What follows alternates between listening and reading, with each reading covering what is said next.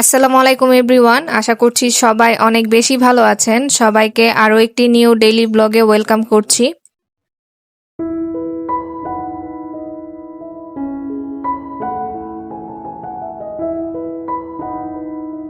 আজকের ভিডিওটি আমার কাছে খুবই স্পেশাল, কারণ আজকে আমার হাজবেন্ডের জন্মদিন।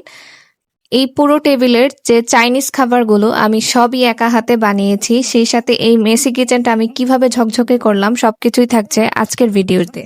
যেহেতু আজকে আমি অনেক রান্নাবান্নার প্ল্যান করেছি, এর জন্য আমি আজকে দুপুরবেলা কোনো রান্নার ঝামেলা রাখিনি। সকালবেলা ঘুম থেকে উঠেই শুকনো মরিচগুলো ধুয়ে ছাদে দিয়ে এসেছি, কারণ এই মরিচগুলো গুঁড়ো করে নিব, মেশিনে ভাঙাবো আর কি। তো এখন দুপুরে খাওয়া দাওয়া শেষ করে এটা বিকাল টাইম, আমি এখন চলে এসেছি। আমি সবজি কাটবো। আসলে চাইনিজ রান্নাতে না সবজি কাটাকাটির ঝামেলাটা আমার কাছে বেশ ঝামেলারই মনে হয় বলা চলে, কিন্তু রান্না কিন্তু অনেক সহজ।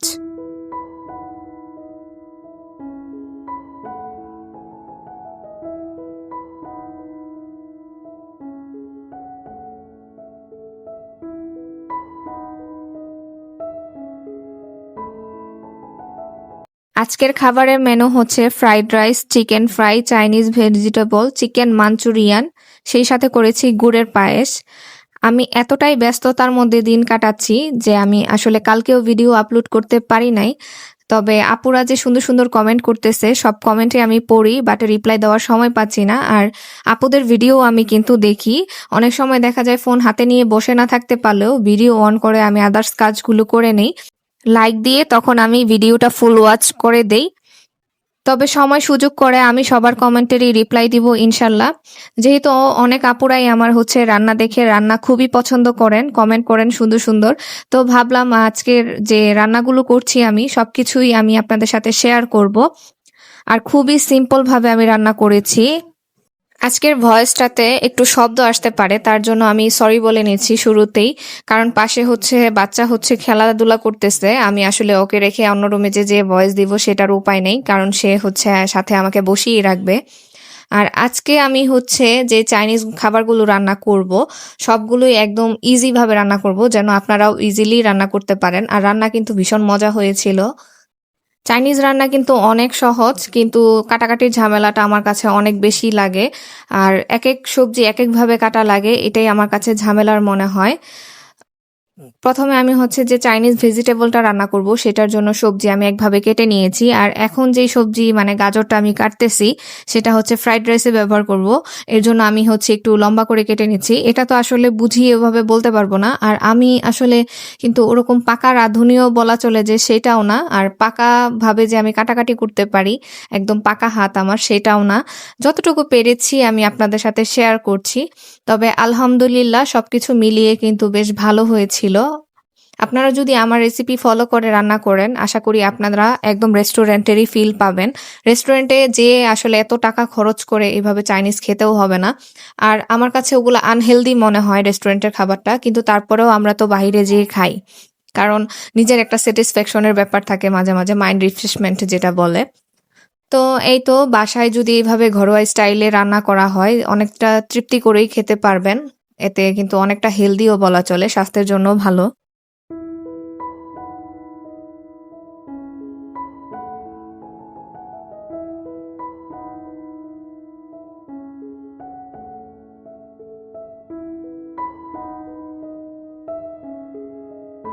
এখানে দুই ভাবে আমি চিকেন কেটে নিয়েছি। একটা লম্বা করে কেটে নিয়েছি, যেটা দিয়ে আমি চিকেন মাঞ্চুরিয়ান রান্না করব। আর বাকিগুলো ছোট ছোট করে পিস করে নিয়েছি। এখানে ফ্রাইড রাইসে আর চাইনিজ ভেজিটেবল আমি দেওয়ার জন্য কেটে রেখেছি। আর চিকেন ফ্রাই করব। আর আমি যেহেতু রান্নাবান্নাটা সন্ধ্যার দিকে করব, রাতের জন্য আয়োজন করছি। সে অফিস থেকে আসার পরে খাবে, ভাবলাম যে গরম গরম খাওয়াই ভালো, এতে টেস্ট আরো বেশি ভালো লাগবে। তো এর জন্য আমি সবকিছু রেডি করে রাখছি। আমি দুপুরের দিকে না, আসলে বিকেলের দিকেই বলা চলে, আমি সবকিছুই ম্যারিনেট করে রেখে দিব। এতে টেস্ট আরো বেশি ভালো আসবে। চিকেন ফ্রাইটা আমি এখানে ম্যারিনেট করে নিয়েছি। চাইনিজ রান্নাতে আসলে তেমন একটা মশলা ব্যবহার করতে হয় না, আপনি এটাতে যতটাই কম মশলা ব্যবহার করবেন আপনার টেস্ট কিন্তু অতই ভালো আসবে। আর চাইনিজ রান্না কিন্তু অনেকটা হাই হিটে রান্না করা লাগে, এটা আমরা সবাই জানি। যারা জানেন না তাদের জন্যই আসলে আমি বলে দিলাম। আর এখানে যে খুব বেশি সস আমি ব্যবহার করব এমনটাও নয়, ঘরে থাকা সস দিয়ে। সয়া সস তো আসলে আমাদের সবার বাসায় থাকে এখন। এখানে আমি সয়া সস আর হচ্ছে টমেটো সস আর ওয়েস্টার সস, এই 3টা সসই আমি এখানে ব্যবহার করছি। এখন আমি হচ্ছে পোলার চালগুলোকে একটু 50% এর মতো সিদ্ধ করে নিব। তারপর হচ্ছে পানি ঝরিয়ে কিছুক্ষণ আমি হচ্ছে ডিপ ফ্রিজে রেখে দিব। এটা আগের দিন রাতেই করে রাখলে সবচাইতে বেশি ভালো হয়, কিন্তু আমার হাতে সময় ছিল না বলেই আমি হচ্ছে আজকেই করে নিচ্ছি। আর এই যে আমি এখানে হচ্ছে দুধ নিয়ে নিয়েছি। এখানে হচ্ছে 1 কেজি না 1.5 কেজির মতো দুধ নিয়েছিলাম সেদিন, আমার আসলে মনে পড়ছে না। তারপরে আমি হচ্ছে এখানে পোলাও চাল দিয়ে দিয়েছি। অনেকদিন পরে আসলে পায়েস রান্না করতেছি। নরমালি হচ্ছে সবসময় হচ্ছে সেমাই খাওয়া হয়।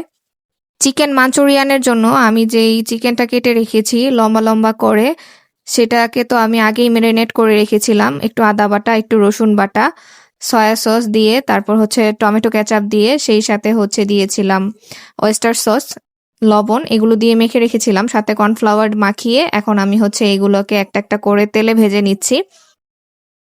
দুধের মধ্যে হচ্ছে গুড় দিলে আমি সবসময় গুড়টাকে একটু জাল করে নিই, কারণ আমার না অনেক ভয় লাগে। এভাবে দিলে হচ্ছে দুধটা ফেটে যাওয়ার চান্স থাকে না। আর এইদিকে আমি হচ্ছে এখন যে চাইনিজ ভেজিটেবলটা রান্না করব সেটার জন্য হচ্ছে সবজিগুলো একটু হালকা সিদ্ধ করে নিব। এখানে একটা ট্রিক্স আমি আপনাদের বলে দিব। সবসময় মনে রাখবেন যে এই সবজিগুলো হচ্ছে সিদ্ধ হতে একটু বেশি দেরি হয়, সেগুলোই হচ্ছে আগে দিবেন। তারপর হচ্ছে বাকিগুলো একটু পরপর দিবেন, মানে কয়েক সেকেন্ড একটু দেরি করবেন। আর ফ্রিজের বরফ ঠান্ডা পানিটা সাথেই রাখবেন, একটা বোলে নিয়ে রাখবেন। কিছুক্ষণ হচ্ছে সবজিটা ভাপিয়ে হচ্ছে সাথে সাথে সেই ঠান্ডা পানিতে ঢেলে দিবেন। এতে দেখবেন আপনাদের যে চাইনিজ ভেজিটেবলের সবজির রংটা একদম ভালো থাকবে, মানে সবুজ সবুজ রাখতে চাইলে। অনেক সময় অনেকে রান্না করে সবজিগুলোর কালার কিন্তু নষ্ট হয়ে যায়। আমার এই ট্রিক্সটি ফলো করে রান্না করলে আশা করি আপনাদের সেই সবজির কালার একদম ঠিক থাকবে। আমি গুড়ের পায়েসটা রান্না করে নিয়েছি, এখন হচ্ছে কিশমিশ দিয়ে দিচ্ছি। আজকে কোনো বাদাম দিব না আর কি। অনেকে হচ্ছে বাদাম আর নারিকেল দিয়ে থাকে, কিন্তু পায়েসটা আসলে আমার এভাবেই ভালো লাগে। এই পায়েসটা খেতে ভীষণ মজার, আর গুড়ের পায়েস তো মানে আমার খুবই পছন্দের একটা পায়েস, যদিও সচরাচর রান্না করা হয় না।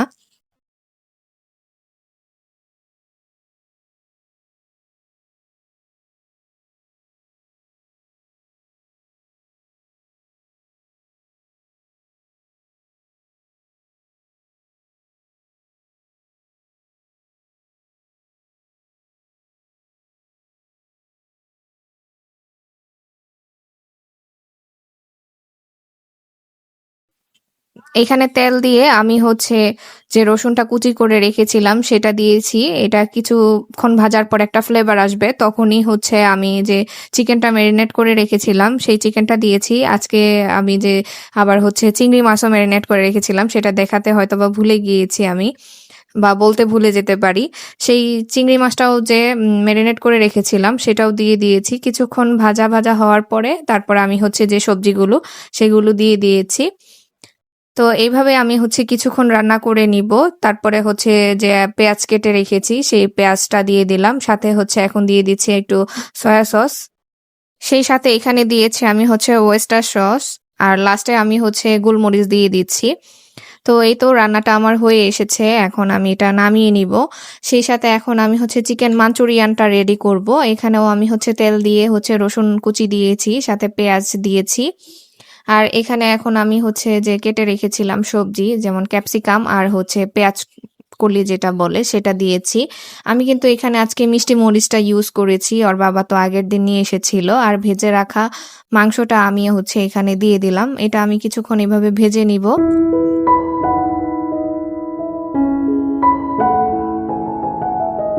এখানে আমি হচ্ছে টমেটো সস, ওয়েস্টার সস আর হচ্ছে সয়া সস দিয়েছি। এটা এভাবেই আমি কিছুক্ষণ রান্না করে নিব, তারপরে হালকা একটু পানি দিব। তো তারপরে আমি হচ্ছে কর্নফ্লাওয়ার গুলিয়ে রেখেছিলাম সেটাও এখন হচ্ছে দিয়ে দিব। এই তো আমার রান্না হয়ে যাবে এভাবে কিছুক্ষণ রান্না করার পর। ভিডিওর এই পর্যায়ে এসে আমার প্রিয় ভাই আপুদের একটা কথা মনে করিয়ে দিচ্ছি, সেটা হচ্ছে যারা এখন পর্যন্ত আমার ভিডিওটি কন্টিনিউ করছেন তারা প্লিজ আমার ভিডিওতে লাইক দিয়ে যাবেন অবশ্যই। আর সেই সাথে কমেন্ট করে জানাবেন যে আজকের রেসিপি আপনাদের কাছে কেমন লেগেছে। সেই সাথে আমার চ্যানেলটি সাবস্ক্রাইব করে আমার পাশেই থেকে যেতে পারেন। পাশে থাকা বেল আইকনটি প্রেস করে দিবেন যেন পরবর্তী ভিডিও আপলোড করার সাথে সাথে আপনাদের কাছে নোটিফিকেশন চলে যায়।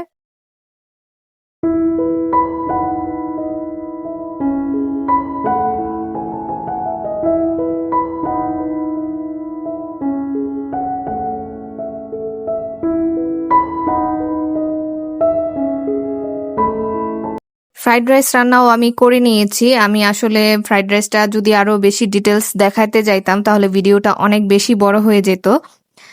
তো এখন আমি হচ্ছে চিকেন ফ্রাইটাও ভেজে নিব। এখানে আমি যে ম্যারিনেট করে রেখেছিলাম, তারপরে এখানে আমি হচ্ছে কর্নফ্লাওয়ার দিয়ে মাখিয়ে নিয়েছি। এখন আমি হচ্ছে ভেজে নিচ্ছি এইভাবেই। তো এইভাবে হচ্ছে ভেজে খেয়ে দেখবেন চিকেন ফ্রাইটা, এইভাবে খুবই ভালো লাগে। চিকেন ফ্রাইটা আসলে ডুবো তেলে ভাজলে ভালো হয়, কিন্তু আজকে আমি কম তেলে ভেজে নিচ্ছি, কারণ মাত্র 3 পিস চিকেন ফ্রাই ভাজি করব, শুধু একবেলা খাওয়ার জন্যই। বেশি তেল দিলে হচ্ছে তেলটা থেকে যাবে, বাসি হবে, এর জন্য আর দেইনি। এই তো আমার রান্না বান্না সব কমপ্লিট। আর এখন আমার কিচেনের অবস্থা দেখেন, যেটা দেখে হচ্ছে আমার মাথা ঘুরতেছে। কিভাবে এক ঝলকে আমি রান্নাঘরটা ক্লিন করি সেটাই এখন দেখে নিবেন।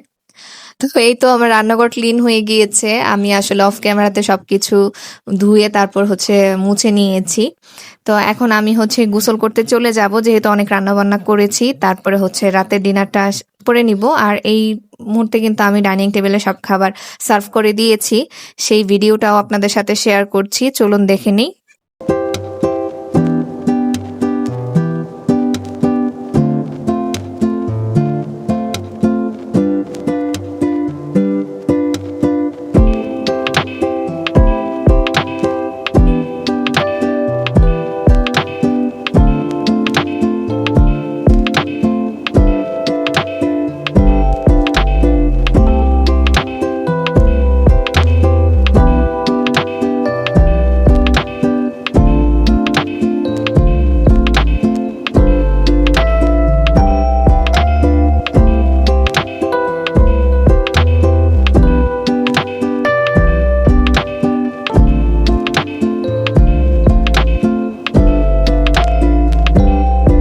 আজকের মতো বিদায় নিয়ে নিচ্ছি। দেখা হবে অন্য আরেকটি ভিডিওতে। সবাই ভালো থাকবেন আর আমাদের জন্য কিন্তু অবশ্যই দোয়া করবেন।